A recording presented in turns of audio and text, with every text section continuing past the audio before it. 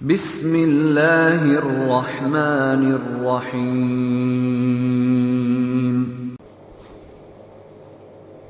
مدارس ملحقہ کے زیر تعلیم طلبہ و طالبات،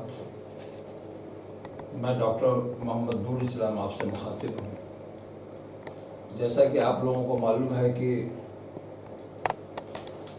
حالات حاضرہ کی وجہ سے مدرسہ ایجوکیشن بورڈ نے آن لائن کلاسز کا سلسلہ شروع کیا ہے، اور یہ سلسلہ 21 اپریل سے شروع ہے، جس سے آپ حضرات استفادہ کر رہے ہوں گے، آپ طلبہ و طالبات بھی استفادہ کر رہے ہوں گے۔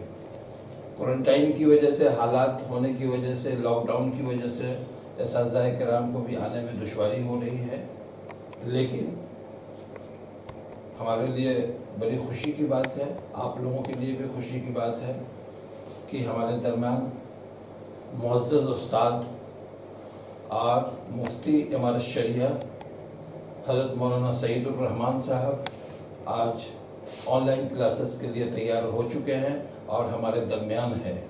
اب جناب حضرت مولانا سعید الرحمان صاحب سے گزارش ہے کہ آج سے درس کا سلسلہ شروع کریں تاکہ مدارس کے طلبہ و طالبات آپ سے استفادہ کریں۔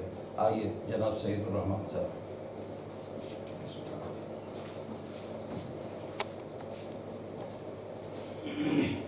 موبائل نیچے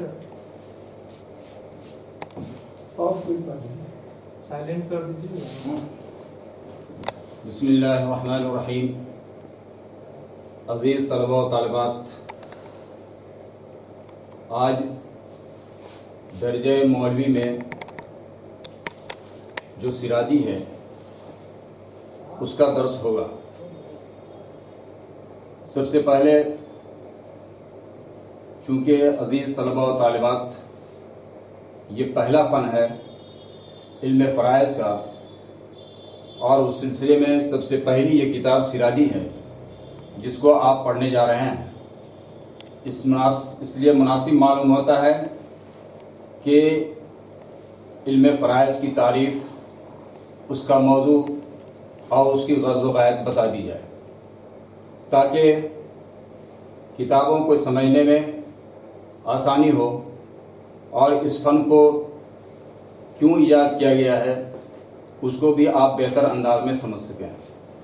تو علم فرائض کی تعریف یہ ہے کہ ایسا علم جس کے ذریعے میت کا طریقہ اس کے شرعی وارثین کے درمیان تقسیم کرنے کا طریقہ معلوم ہو۔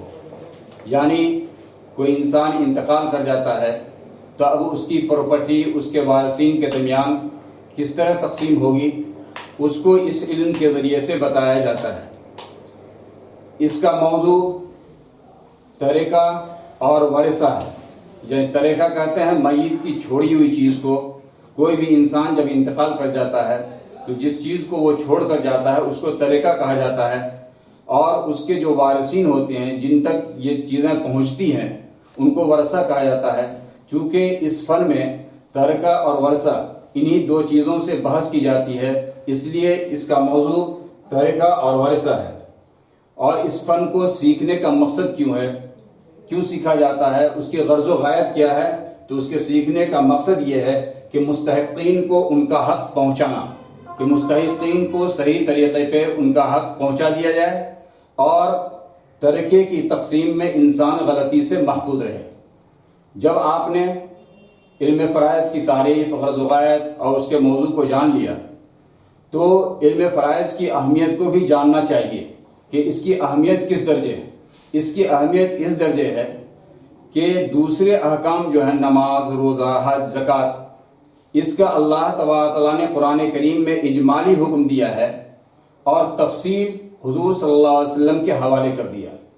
لیکن علم فرائض ایک ایسا علم ہے جس کی تفصیل اللہ تبارک تعالیٰ نے خود قرآن کریم میں بیان فرما دی، اجمالاً نہیں بلکہ تفصیلاً ذکر کیا ہے۔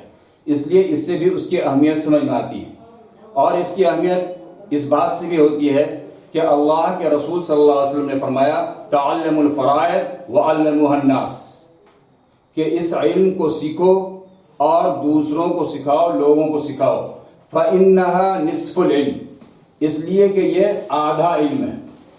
یہ سراجی کی عبارت ہے، جو حدیث کے الفاظ ہیں میں نے اس کو دہرایا کہ تعلم الفرائض وعلموها الناس فإنها نصف العلم، کہ علم فرائض کو سیکھو، لوگوں کو سکھاؤ، اس لیے کہ یہ آدھا علم ہے۔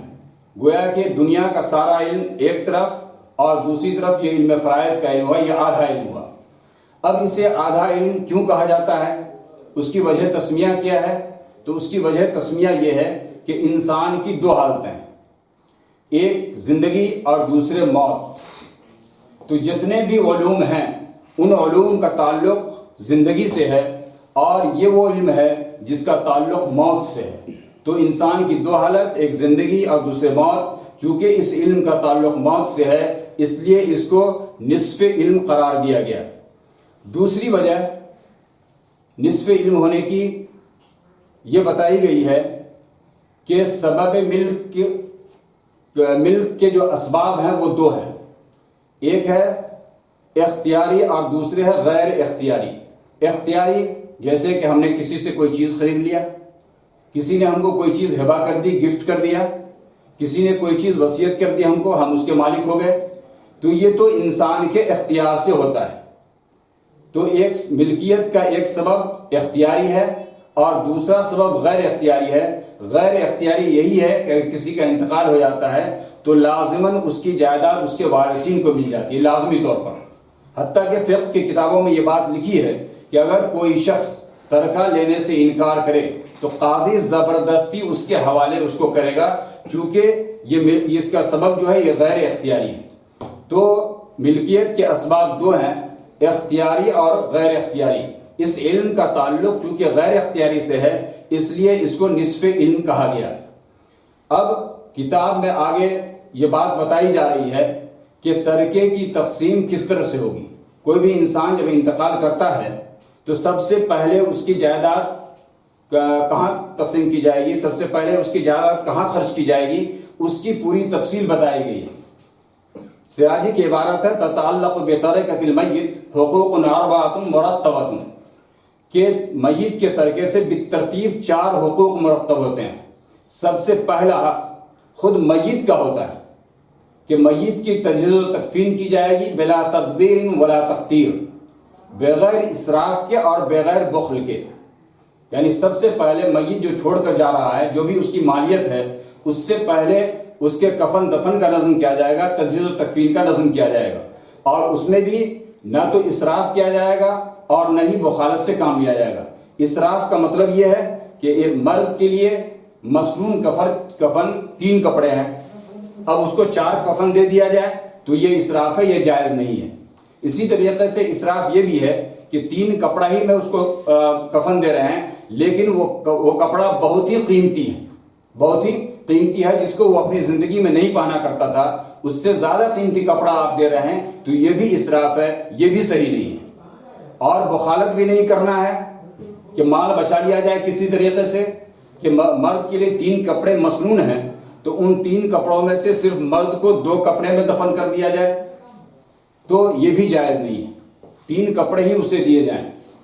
یا دوسرا مطلب اس کا یہ بھی لیا جا سکتا ہے کہ کپڑا تو 3 دے رہے ہیں، مسنون کفن دے رہے ہیں، لیکن کپڑا بہت ہی گھٹیا دے رہے ہیں، جس کو وہ اپنی زندگی میں نہیں استعمال کیا کرتا تھا، بالکل معمولی قیمت کا کپڑا دے رہے ہیں، تو یہ بھی بخل ہے۔ اس سے بھی کہا گیا کہ بچنا ہے، نہ تو اسراف کرنا ہے کفن دینے میں اور نہ ہی بخالت سے کام لینا ہے۔ تو سب سے پہلا حق میت کے ترکے سے جو متعلق ہوتا ہے، خود میت کا متعلق ہوتا ہے کہ میت کو تجہیز تکفین کے جو اخراجات ہوں گے وہ سب سے پہلے میت کے ترکے سے ادا کیے جائیں گے۔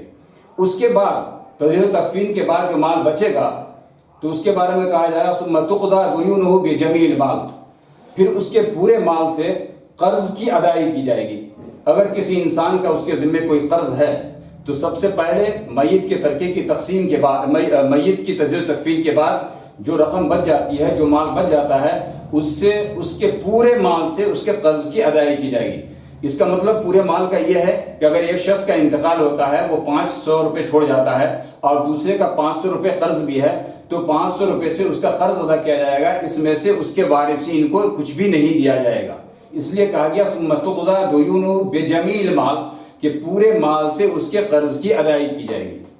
اب قرض کی ادائیگی کے بعد بھی اگر مال بچ رہا ہے، مثلا کسی شخص کا قرض 500 روپے ہے، میت 1000 روپے چھوڑ کر مر رہا ہے، تو 500 روپے اس کا بچ رہا ہے قرض کی ادائیگی کے بعد، تو یہ 500 روپے جو بچ رہے ہیں اس کو کس طرح تقسیم کیا جائے گا؟ تو کہتے ہیں اس کے بعد قرض کی ادائیگی کے بعد نمبر آتا ہے وصیت کا۔ اگر میت نے کسی کے لیے وصیت کیا ہے، اور وصیت کہتے ہیں کس کو؟ وصیت کہتے ہیں اضافت الشیء الی ما بعد الموت، کہ مرنے کے بعد کسی چیز کی اضافت کرنا، یعنی مرنے کے بعد اس کی ملکیت دوسرے کے لیے ثابت کرنا، یہ وصیت ہے۔ مثلا کوئی شخص یہ کہے کہ میرے مرنے کے بعد میری فلاں زمین، میرا فلاں روپیہ فلاں کا ہوگا، تو یہ وصیت ہے۔ تو اب وصیت کے بارے میں یہ کہہ رہا ہے کہ اگر کسی نے وصیت کیا ہے تو اس کے بعد وصیت کا نفاذ ہوگا، یعنی اس کے ثلث مال سے، 1/3 مال سے وصیت کا نفاذ۔ قرض کی ادائیگی تو پورے مال سے کی جائے گی، لیکن وصیت کا نفاذ صرف 1/3 مال سے ہوگا۔ یعنی اگر کوئی شخص مال چھوڑ کر جاتا ہے اور وہ کل مال کی وصیت کر دیتا ہے، پورے مال کی وصیت کسی کے لیے کر دیتا ہے، تو یہ کل مال کی وصیت صحیح نہیں ہوگی، صرف وصیت 1/3 میں نافذ ہوگی، یعنی 1/3 مال میں وصیت نافذ ہوگی، بقیہ 2/3 مال اس کے وارثین کے درمیان تقسیم ہوگا۔ تو تیسری ترتیب ترکے کی تقسیم کی وہ یہ ہے کہ اس کے ذریعے سے وصیت کا نفاذ ہوگا، یعنی 1/3 مال سے وصیت کو نافذ کیا جائے گا۔ اب 1/3 مال سے وصیت کے نفاذ کے بعد جو مال بچ رہا ہے وہ اس کے شرعی وارثین کے درمیان تقسیم ہوگا۔ تو یہ ترکے کی تقسیم کا یہ اصول اور ضابطہ اس سراجی میں بتایا گیا ہے کہ سب سے پہلے تجزیہ و تکفین کا عمل اور اس کے اخراجات کو پورا کیا جائے گا، اس کے بعد مال بچے گا تو پورے مال سے قرض کی ادائیگی ہوگی، اس کے بعد اگر مال بچ رہا ہے تو ایسی صورت میں 1/3 مال سے وصیت کا نفاذ ہوگا، اور اگر اس کے بعد مال بچ رہا ہے تو پھر ایسی صورت میں جو مال بچ رہا ہے وہ اس کے وارثین کے درمیان تقسیم ہوگا۔ جزاکم اللہ خیرہ۔